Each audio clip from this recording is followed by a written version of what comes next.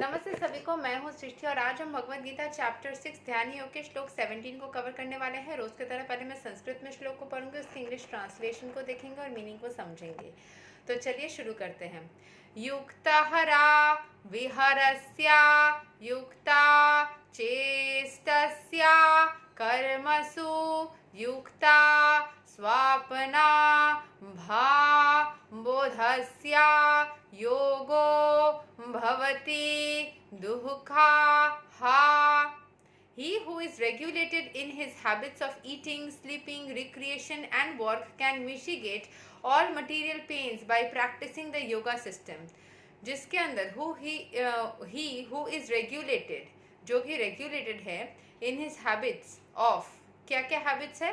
Eating, जो regulation maintain करता है अपने खाने के हैबिट में, स्लीपिंग, रिक्रिएशन, वर्क, हर चीज़ में बैलेंस बना करके रखता है जो इंसान, जो कि हमारे लॉ ऑफ अट्रैक्शन में या हर एक चीज़ में बोला जाता है बैलेंस बनाने के लिए।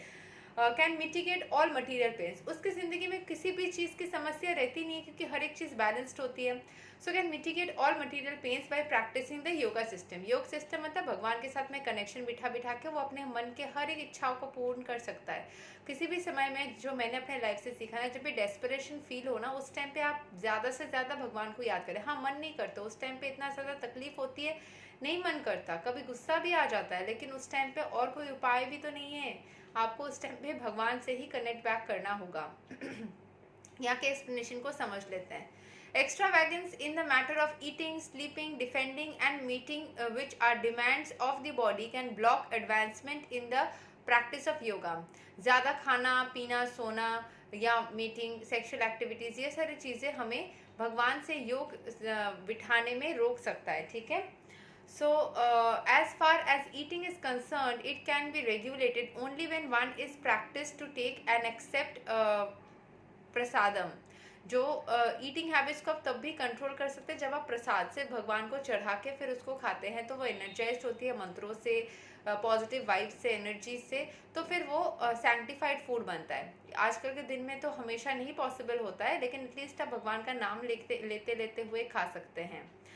Lord Krishna is offered according to the Bhagavad Gita vegetables, flowers, fruits, grains, milk, etc.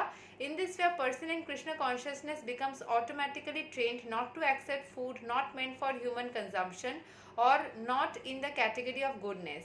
As far as sleeping is concerned, a Krishna conscious person is always alert in the discharge of his duties in Krishna consciousness and therefore any unnecessary time spent sleeping is considered a great loss. मतलब वो समय बर्बाद नहीं करते। देखिए अभी यहाँ पे स्लीपिंग मेंशन, ईटिंग मेंशन ये सब है, बट सोशल मीडिया मेंशन नहीं है। अगर उस टाइम पे सोशल मीडिया निकल जाती जब भगवद गीता लिखा गया था तो फिर वो भी होता, अपडेट तो नहीं होती ये सब। ये तो सोशल मीडिया सबसे ज़्यादा मेंशन किया जाना चाहिए क्योंकि सबसे ज़्यादा टाइम लोग उसी में वेस्ट करते हैं। सोना वोना तो बहुत कम ही हो गया आजकल लोगों का। सोने के टाइम पे वो लोग सोशल मीडिया, लोगों से बातचीत करना, घूमना फिरना, ये सब में टाइम वेस्ट करते हैं, जो कि उस टाइम पे नहीं होता था। Avayartha Kalatvam, a Krishna conscious person cannot bear to pass a minute of his life without being engaged in the service of the Lord. Therefore, his sleeping is kept to be minimum. His ideal in the respect is Srila Rupa Goswami, who was always engaged in the service of Krishna and who could not sleep more than 2 hours in the service, 2 hours a day, and sometimes not even that.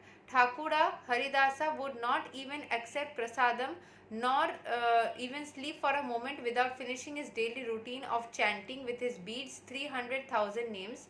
As far as work is concerned, a Krishna conscious person does not do anything which is not connected with Krishna's interest, and thus his work is always regulated and is untainted by sense gratification. Since there is no question of sense gratification, there is no material leisure for a person in Krishna consciousness. And because he is regulated in his work, speech, sleep, wakefulness and all other bodily activities, there is no material misery for him. ये सारा मुझे ना बहुत जाना पहचाना लग रहा है। I don't know whether पहले भी ये सारा एक्सप्लेनेशन था या फिर मैं एक ही श्लोक को 2 बार पढ़ रही हूँ, आई डोंट रिमेम्बर। बट हमने पहले भी पढ़ा था कि श्रीला रूपा गोस्वामी 2 घंटा सोते थे और वो चैंटिंग, उनके भी सिमिलर ठाकुरा हरिदास वो भी चैंटिंग फिनिश करके ही फिर सोते थे। मैंने ये चीज़ खुद भी किया है। एक टाइम पे मैं ऐसे 16 माला मुझे करने में प्रॉब्लम होता था, तो मैं रात को 1 बजे तक भी फिनिश करके फिर सोई थी। बहुत तकलीफ होता था, बट मैंने लगातार कुछ दिन ऐसे किया। फिर मेरे 5 साढ़े 5 बजे तक उठ जाना पड़ता था, क्योंकि मुझे काम पे मतलब काम के लिए जल्दी उठने की ज़रूरत पड़ती थी। तो फिर मेरी हेल्थ पे थोड़ी इफेक्ट आ रही थी, क्योंकि दोपहर को भी रेस्ट नहीं ले पा रही थी। तो फिर मैंने कुछ दिन बाद सोचा कि जितना माला हो जाएगा बाकी मैं सो लूँगी पहले। लेकिन हाँ, अभी जो सोशल मीडिया आया है, लोग 1 घंटा 2 घंटा सोशल मीडिया पे वेस्ट करते। कभी कभी मैं भी गलती से कर लेती थी, बट अभी बहुत रेगुलर खुद को ही मैं हमेशा ही कभी गड़बड़ होता था तो वापस से स्ट्रिक्ट कर लेती थी। अभी भी वैसे ही करती हूँ। कभी कभी गड़बड़ होने जाता है तो खुद ही खुद को रोक लेती हूँ जल्दी जल्दी सो जाने का, ताकि जल्दी उठ पाऊँ एंड माला कंप्लीट कर पाऊँ, जाप कंप्लीट कर पाऊँ। सिर्फ हरे कृष्ण महामंत्र नहीं, साथ में मैं थोड़ी सी अलग जो मेरी और भी साधनाएं हैं उसको भी फिनिश कर पाऊँ।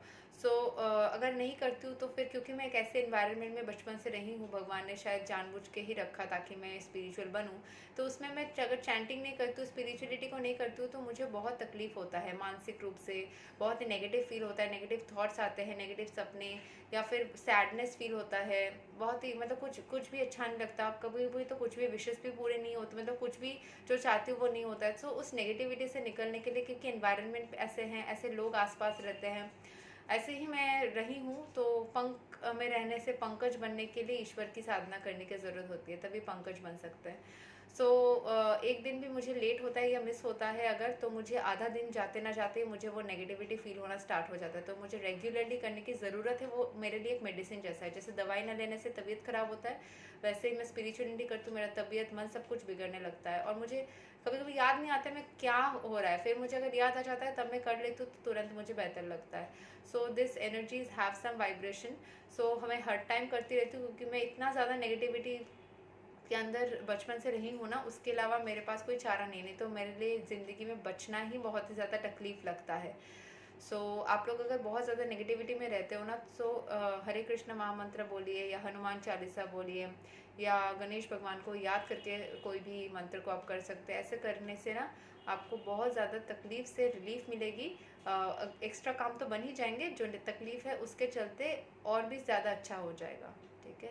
सो ये तक था श्लोक number 17 of Bhagavad Gita chapter 6। अगले वीडियो में हम श्लोक 18 को कवर करेंगे। तब तक के लिए हरे कृष्ण, राधे राधे, जय श्री राम।